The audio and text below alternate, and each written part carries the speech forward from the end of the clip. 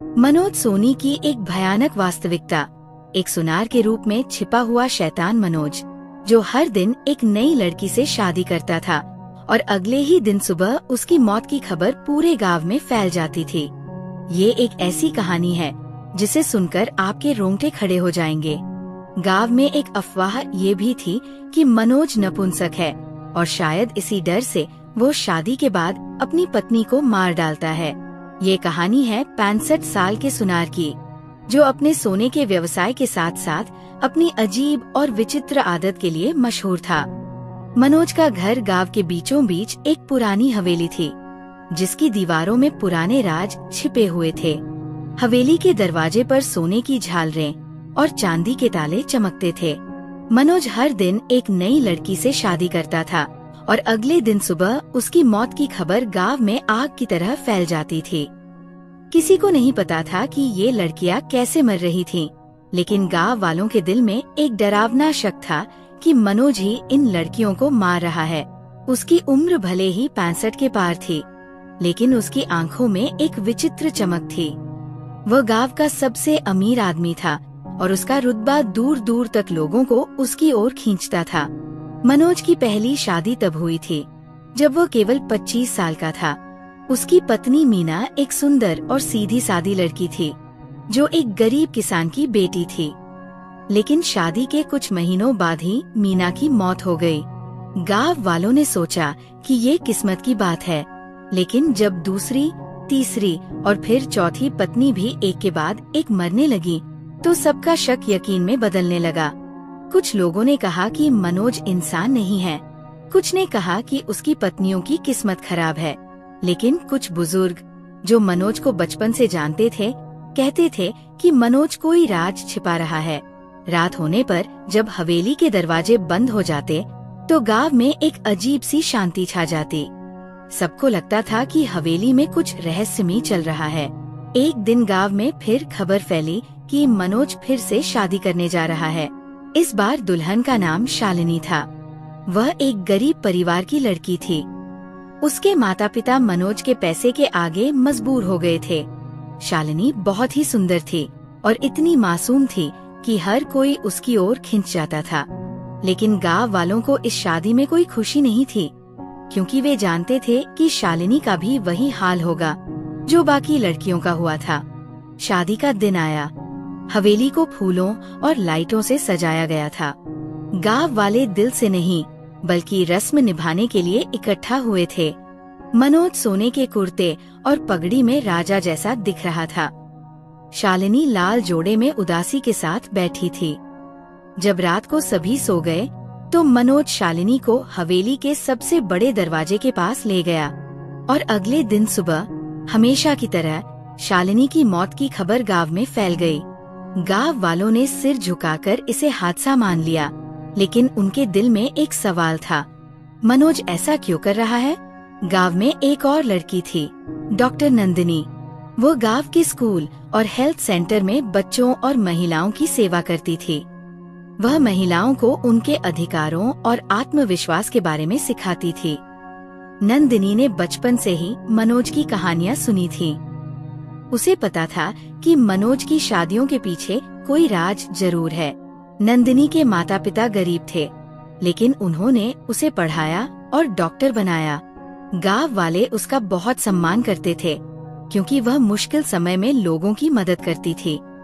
लेकिन उसके दिल में मनोज के बारे में एक अजीब उत्सुकता थी। वो सोचती थी कि अगर मनोज वाकई खतरनाक है, तो उसे रोकना जरूरी है। एक दिन उसने अपनी दोस्त सोनाली से बात की। सोनाली ने कहा, नंदिनी, तुम्हें मनोज से दूर रहना चाहिए।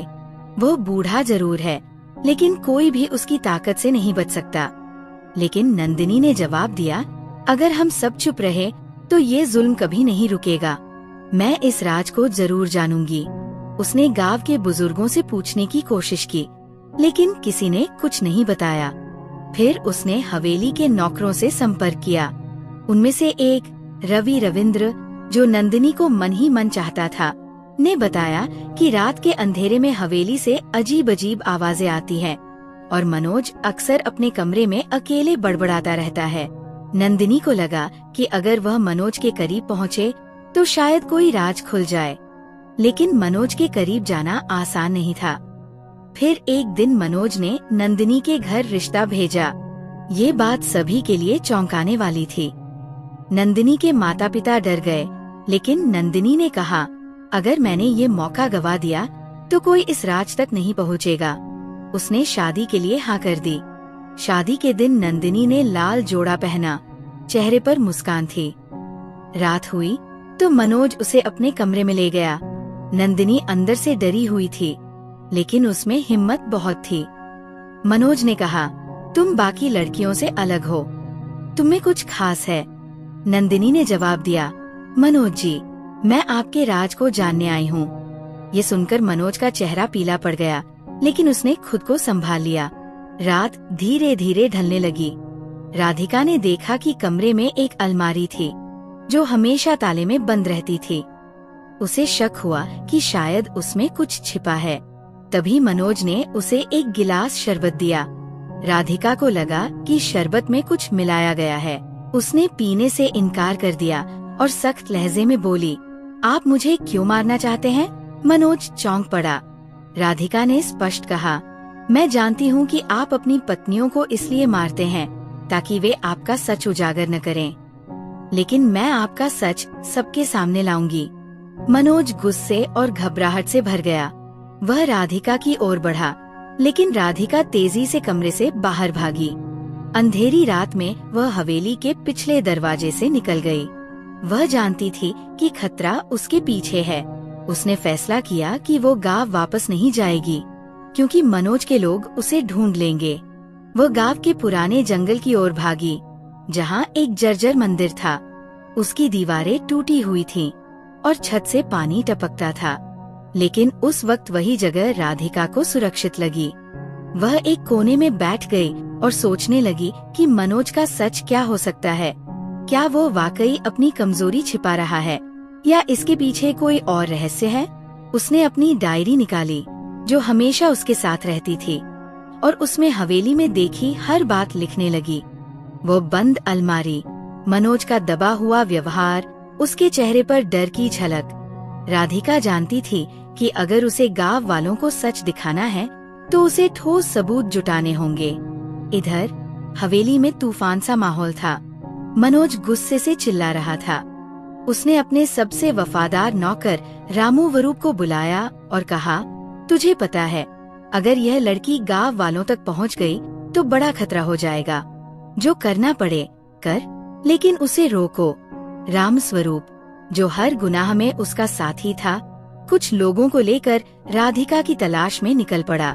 उसने गांव की हर गली, खेत और कुएं को छान मारा, लेकिन राधिका का पता नहीं चला। गांव में अब तरह तरह की बातें फैलने लगी थी। कुछ लोग कहते थे कि राधिका को नहीं पता कि वह किससे टकरा रही है, लेकिन कुछ लोग, खासकर उसकी दोस्त प्रियंका, कुछ पढ़े लिखे युवा, राधिका के साथ खड़े होने लगे। प्रियंका ने गांव के कुछ युवकों से बात की और कहा, हमें डॉक्टर राधिका की मदद करनी चाहिए। अगर वह मनोज का सच सामने लाती है तो हमें उसका साथ देना चाहिए। मनोज अपने कमरे में अकेला बैठा था। उसके हाथ में एक पुराना पत्र था, जिसे उसने सालों से संभाल कर रखा था।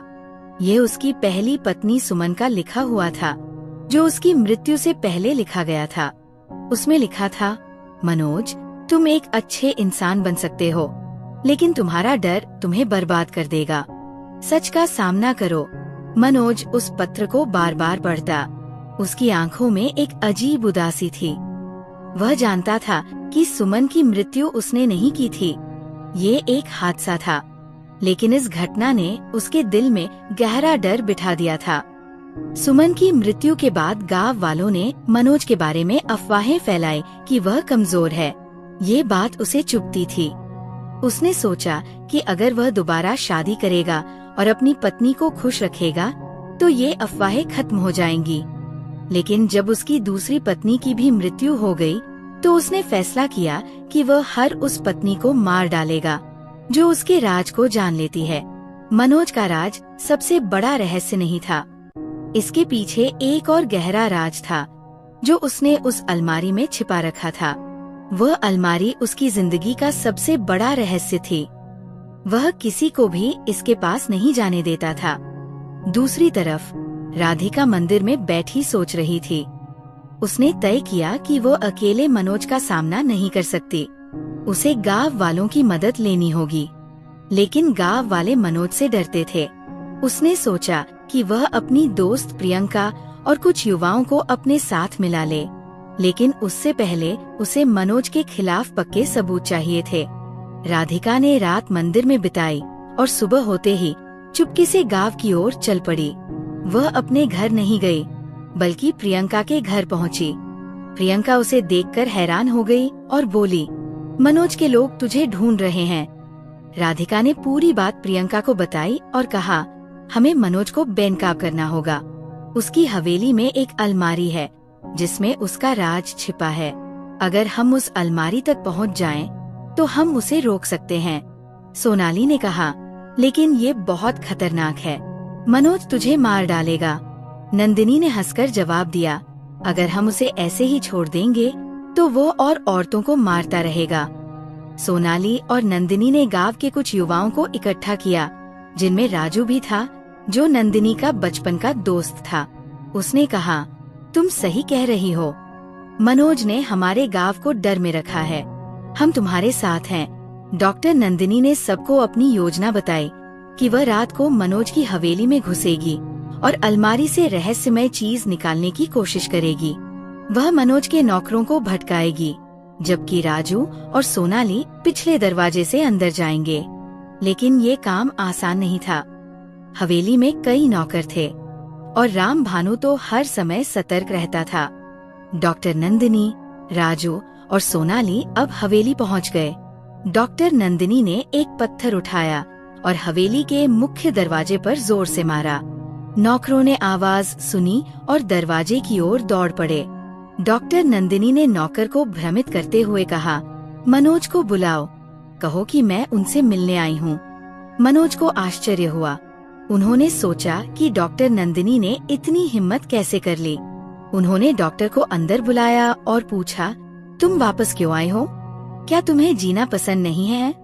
तब डॉक्टर नंदिनी ने हिम्मत से कहा, मनोज, मैं तुम्हारा रहस्य जानती हूँ। तुम अपनी पत्नियों को इसलिए मार डालते हो क्योंकि तुम अपनी कमजोरी छुपाना चाहते हो।